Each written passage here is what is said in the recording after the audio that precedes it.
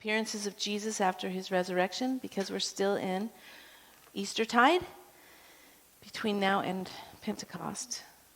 And it's been very fun to think about this story. And what I have in the bulletin as the main verse is Luke 24, 1 through 12. But I'm going to read every passage that has to do with the women at the tomb. So if you will be patient with me, I'm going to start with Matthew 28, 1 through 15, and you can follow along. I will be reading from the Message, but you're welcome to read from whatever you have, of course. After the Sabbath, as the first light of the new week dawned, Mary Magdalene and the other Mary came to keep vigil at the tomb. Suddenly, the earth reeled and rocked under their feet as God's angel came down from heaven, came right up to where they were standing. He rolled back the stone and then sat on it. Shafts of lightning blazed from him. His garments shivered snow white. The guards at the tomb were scared to death. They were so frightened they couldn't move. The angel spoke to the women. "There is nothing to fear here. I know you're looking for Jesus, the one they nailed to the cross. He is not here. He is raised, just as he said. Come and look at the place where he was placed. Now get on your way quickly and tell his disciples, he is risen from the dead. He is going on ahead of you to Galilee. You will see him there." That's the message. The women, deep in wonder and full of joy, lost no time in leaving the tomb. They ran to tell the disciples. Then Jesus met them, stopping them in their tracks. "Good morning," he said. They fell to their knees, embraced his feet, and worshipped him. Jesus said, "You're holding on to me for dear life. Don't be frightened like that. Go tell my brothers that they are to go to Galilee and that I'll meet them there." Meanwhile, the guards had scattered, but a few of them went into the city and told the high priests everything that had happened. They called a meeting of the religious leaders and came up with a plan. They took a large sum of money and gave it to the soldiers, bribing them to say, "His disciples came in the night and stole the body, while we were sleeping." They assured them, "If the governor hears about your sleeping on duty, we will make sure you don't get blamed." The soldiers took the bribe and did as they were told. That story, cooked up in the Jewish High Council, is still going around. All right, now Mark 16, 1 through 8. A very different telling of the story. When the Sabbath was over, Mary Magdalene, Mary the mother of James, and Salome brought spices so they could embalm him. Very early on Sunday morning, as the sun rose, they went to the tomb. They worried out loud to each other, "Who will roll back the stone from the tomb for us?" Then they looked up, saw that it had been rolled back, it was a huge stone, and walked right in. They saw a young man sitting on the right side, dressed all in white, and they were completely taken aback, astonished. He said, "Don't be afraid. I know you're looking for Jesus the Nazarene, the one they nailed on the cross. He's been raised up. He's here no longer. Now, you can see for yourselves that the place is empty. Now, on your way, tell his disciples and Peter that he is going on ahead of you to Galilee. You'll see him there exactly as he said." They got out as fast as they could, beside themselves, their heads swimming. Stunned, they said nothing to anyone. Then Luke 24, 1 through 12. At the crack of dawn on Sunday, the women came to the tomb carrying the burial spices they had prepared. They found the entrance stone rolled back from the tomb, so they walked in. But once inside, they couldn't find the body of the Master Jesus. They were puzzled, wondering what to make of this. Then, out of nowhere, it seemed, two men, light cascading over them, stood there. The women were awestruck and bowed down in worship. The men said, "Why are you looking for the living one in a cemetery? He is not here, but raised up. Remember how he told you when you were still back in Galilee that he had to be handed over to sinners, be killed on a cross, and in 3 days rise up?" Then they remembered Jesus' words. They left the tomb and broke the news of all this to the 11 and the rest. Mary Magdalene, Joanna, Mary the mother of James, and the other women with them kept telling these things to the apostles. But the apostles didn't believe a word of it, thought they were making it all up. Those women. Peter jumped to his feet and ran to the tomb. He stooped to look in and saw a few grave clothes, that's all. He walked away puzzled, shaking his head. Then let's go to John chapter 20, 1 through 18. Early in the morning, on the first day of the week, while it was still dark, Mary Magdalene came to the tomb and saw that the stone was moved away from the entrance. She ran at once to Simon Peter and the other disciple, the one Jesus loved, gasping for breath. "They took the master from the tomb. We don't know where they've put him." Peter and the other disciple left immediately for the tomb. They ran neck and neck. The other disciple got to the tomb first, outrunning Peter. Stooping to look in, he saw the pieces of linen cloths lying there, but he didn't go in. Simon Peter arrived after him, entered the tomb, observed the linen cloths lying there, and the kerchief used to cover his head, not lying with the linen cloths, but separate, neatly folded by itself. Then the other disciple, the one who had gotten there first, went into the tomb, took one look at the evidence, and believed. No one yet knew from the scripture that he had to rise from the dead. The disciples then went back home. But Mary stood outside the tomb, weeping. As she wept, she knelt to look into the tomb and saw two angels sitting there dressed in white, one at the head, the other at the foot of where Jesus' body had been laid. They said to her, "Woman, why do you weep?" "They took my master," she said, "and I don't know where they put him." After she said this, she turned away and saw Jesus standing there, but she didn't recognize him. Jesus spoke to her, "Woman, why do you weep? Who are you looking for?" She, thinking he was the gardener, said, "Sir, if you took him, tell me where you put him so I can care for him." Jesus said, "Mary." Turning to face him, she said in Hebrew, "Rabboni," meaning teacher. Jesus said, "Don't cling to me, for I have not yet ascended to the Father. Go to my brothers and tell them, I ascend to my Father and your Father, my God and your God." Mary Magdalene went, telling the news to the disciples. "I saw the Master," and she told them everything he said to her. I wonder if I could have Cassidy and Giovanna come and help me pass these out to everybody. These are just comparisons of the story in a graph form. And I'm sorry, I am a messy, you guys, and I brought my water bottle with these, so there are little water spots. Sorry. It's just the way it is.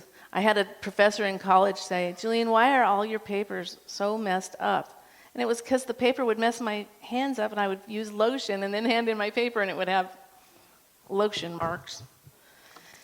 So, excuse the watermarks. So while you have that to look at, I'll just talk about a few historical things here.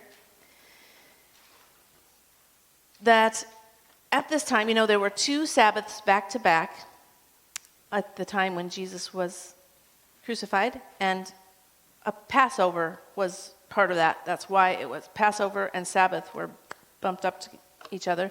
So during that time, they would have honored the Sabbath, and they would have been also hiding from authorities and grieving together. This is a common practice in Hebrew culture that when you're grieving the loss of a loved one, you sit Shiva together, you spend time grieving together. Like quite a bit of weeping. And, we know about that. We have wept at our own funerals. Thank you very much.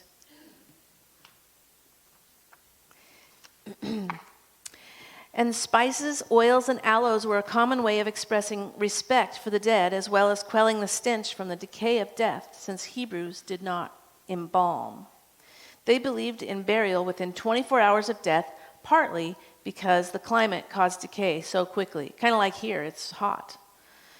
It was common for a tomb to lay open for 3 days after the corpse was laid to rest in the case that the person rose from the dead. This was like some kind of thing they dreaded. was not really dead. That happened. Sometimes they buried somebody who wasn't really dead.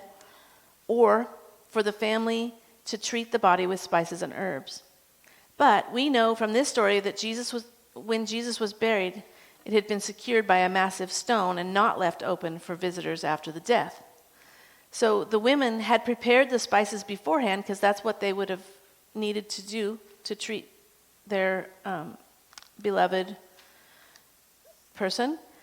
And when did they do this? I wonder, because of the Sabbath. Did they do it the night before? Or even earlier than early in the morning while it was still dark? I wonder, did they ever sleep, these women? Maybe it was hard to sleep. It had to have been crushing to them that after being faithful followers of Jesus, he died and crushed their hopes that he would be their master forever, their beloved Messiah to fix all their problems. Who were these women? Well, Mary Magdalene.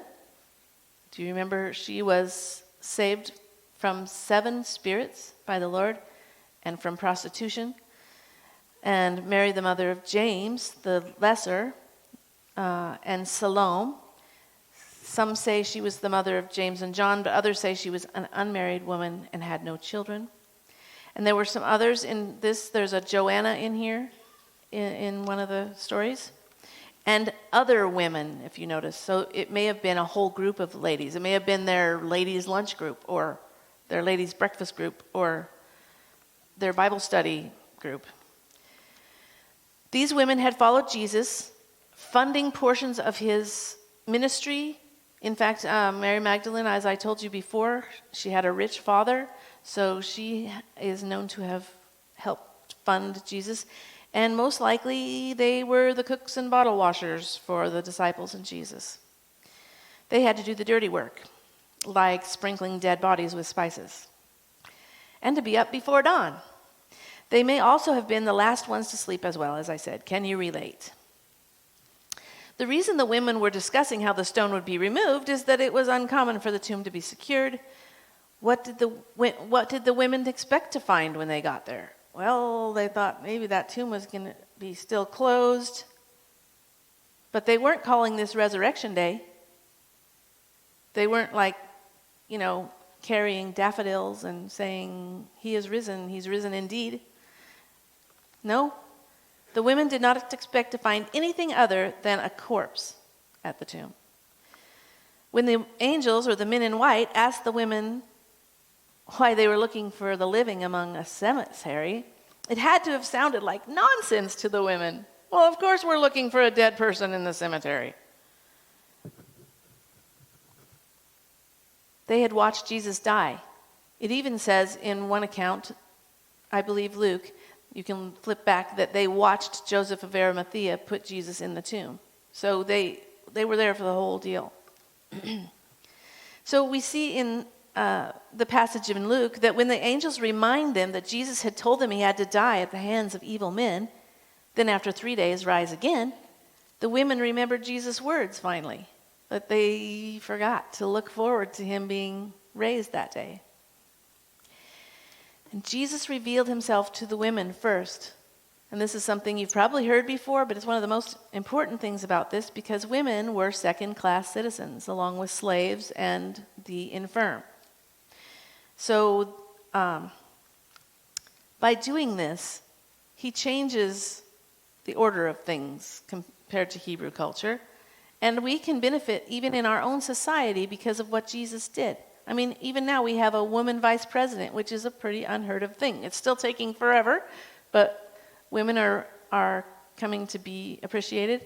I know you might have different opinions about who's in office or whatever, but it still is an amazing thing to have a woman vice president in our country, even though many other countries have had prime ministers and queens and things that have been women. But when Jesus comes and says, "Who are you seeking? Why are you weeping?" It's not his voice they recognize, right? They don't recognize him at all. And the passage Phil was supposed to read that I got wrong, it's not his fault. It was my dyslexic self. It was supposed to be Isaiah 53, that he was so disfigured that we didn't recognize him. And I wonder if even the scars still made him unrecognizable. I don't know. I mean, those whips would have even touched his face probably. I don't know. But they don't recognize him, just like the road to Emmaus didn't recognize him. And they were spooked when he appeared to the disciples when they were hiding out in that place. So when Jesus speaks to them, they don't know it's him. They don't recognize him until he says Mary's name. And she'd had a relationship with Jesus for 3 years, supposedly, like with the rest of the disciples, walking along the way. She knew him, she knew his voice. But boy, did she know when he spoke her name. That's what she knew better than anything. But she didn't recognize him because their relationship is now going to change. It's not the tangible, incarnate God-man Jesus as a man, but now it's the God-man Jesus, the resurrected Jesus, and he is not going to be available to touch. That's why he said, don't hold on to me. I have not yet gone back to the Father. And we have a similar relationship now that those women were getting to experience the beginning of. We don't always get to see Jesus. We have to experience him in a different way. We need to know his voice. Have any of you heard him speak your name? Have any of you? Yes.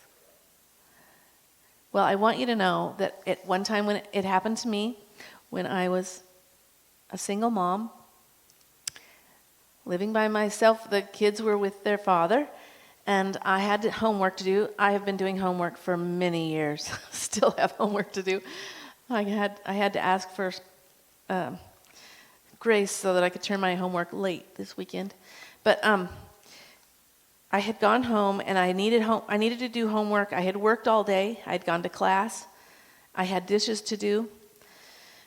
And it was getting late. And I was thinking, what should I do first? And I looked out over my living room. My bedroom was up 2 steps from my living room in the upstairs of a barn. And I heard the Lord say, Julene. And at that time, I hadn't been following him very well at all. I had fallen away. And to hear him say my name was astounding. It shook me, I have to say, because I knew he knew where I was. He knew what I was going through. I had just been going through a divorce.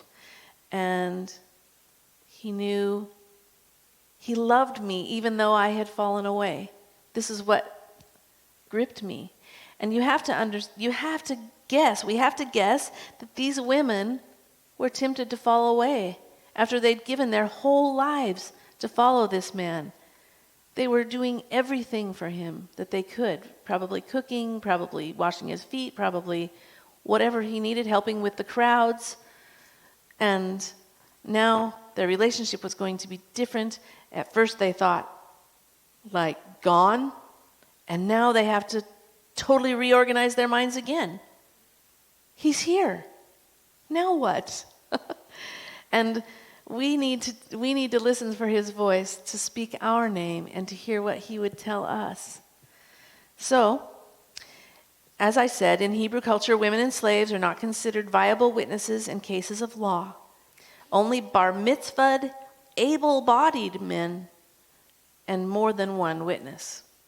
So Phil quoted that quip a while back, if a man is in a forest and no woman is there to hear him, is he still wrong? Didn't you quote that the other day? I think you did. Well, sometimes I want to ask that if a woman is telling her story, because Jesus told them to go tell, and the women either didn't tell, or they did and nobody believed them, or they did and the 2 men ran. According to your thing there, you can see the piece of paper. So can a man even hear a woman if she's telling her story? Can he even hear her and give it credence? That's my question. Because it's normal for a man to hear a woman talking, na, na, na, na, na, na, na, but did he hear what she said? And was she right? Did Jesus raise from the dead? But they're women, so they, no, you can't mean what you're saying. That can't have been. And we're talking there were from one to many women who witnessed the same thing. Well, according to make the law, God doesn't miss a thing. So he sends two witnesses that are men, viable witnesses. And according to the story, afraid to go in, don't believe when they see something, go away puzzled. Right? That's what we saw. What did the men see when they looked in, and the one who believed when he saw? Do you remember? He saw the strips of cloth. How were they? Were they unraveled? Did Jesus need to be unraveled to get out of that thing? No. He could go through walls. So I think the reason why one believed was he saw the whole mummification laying there flat without a body in it. That would convince you. Not only that, but the kerchief that was supposed to go over the head was folded neatly. Who did that? Could have been the angels. Could have been somebody who's really neat and tidy. I like to think Jesus is neat and tidy. He's not a messy like me. And in Hebrew culture, if you fold your napkin by your plate, it means you're coming back. Don't take my plate. It means they're coming back. So, still, many of the disciples didn't believe the women. In the story of the two on the road to Emmaus, the person said, "We had hoped," past tense, "Jesus of Nazareth would be the one." And our women amazed us, saying they had seen a vision of angels. It couldn't have been real angels, you guys. It had to have been these women were, off their rockers. That's how it had to be. Isn't that the way we talk about each other, it seems like? And in another gospel, Jesus reprimands them later, not in the passage I read to you, you can read it yourself, for not believing the women. By doing this, Jesus raises the women to be equal as ministers of the good news of the gospel. And as Paul says, there are no slave or free, men or women, Jew or Gentile in the kingdom of heaven. We're all on the same plane at the cross. So no dividing lines of us and them, better or worse, race things, nothing like that. Followers of Jesus get to be his sisters and his brothers, period. And even if we stop with Mark's rendition that the women told no one, we can understand that at one point they told someone, because here we are, reading their stories and telling people our own stories of encounters with Jesus. So we talk about the Great Commission. Go and make disciples, baptizing them in the name of the Father, the Son, and the Holy Spirit.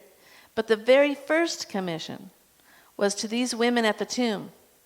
Go and tell my brothers, or the disciples, to meet me in Galilee. That's pretty amazing. And here's the deal. There are people who don't believe the story of the resurrection. But one of the most telling things is that there are all four of these stories that are very different. John, when you were doing police work and you had to take down witness reports, were they the same? If it was more than one? They were the same? No, usually people saw like they were off on one side of the car when there was an accident, and they saw it from one side, and the other one saw it from over here, and the other one saw it from a mile down the road, and you get different stories. And that's what makes it real, because you're seeing different perspectives. And you have to understand that the only eyewitness among these four Gospels was John. He was one who looked in the tomb, was afraid to go in at first, but the one who believed when he finally was brave enough to go in. And then Mark wasn't there. Some people believe he was telling the stories of Peter. So I don't know why Peter wouldn't have said, I was there, I was the first one to beat John.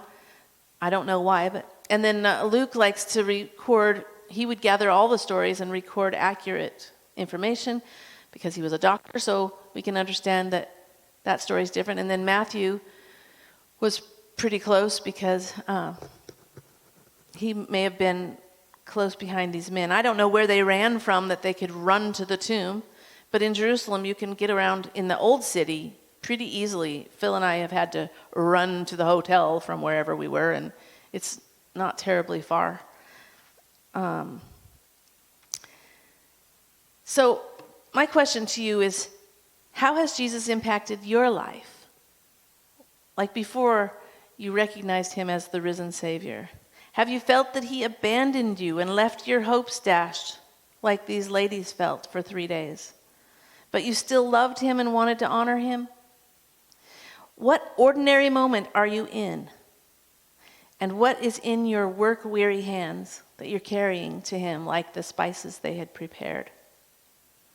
When Jesus finds you there, or sends a messenger to you with a message from him, who are you going to tell?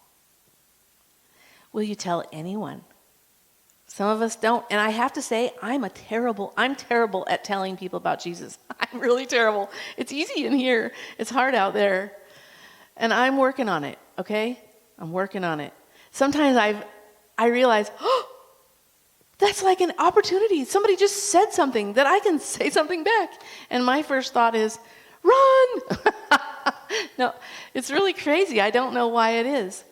But of course the Lord's done some wonderful things in my life. I want to tell somebody.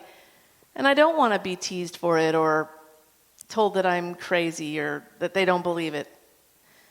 I mean, maybe you think I'm crazy that I heard Jesus speak my name that day. But man, you can't take that away from me. It's mine that he spoke my name. And I've never heard him speak my name again. It doesn't matter. It rings in my head. Because he's that wonderful God. Would you willingly die for the privilege to tell your story about him as each and every one of the disciples, and most likely the women, did? That's a hard one. We're talking about Matt in the Philippines, which surprises me. The Philippines, we know so many Philippines from our time in Sweden who love the Lord, so it's sad to think that he was not able to make more inroads and that he was captured. And yet, we need to not be afraid of that, because nobody can take away our life in Christ. It's hidden in him. So if you've had an encounter with Jesus, please don't keep from telling people. I mean a new one.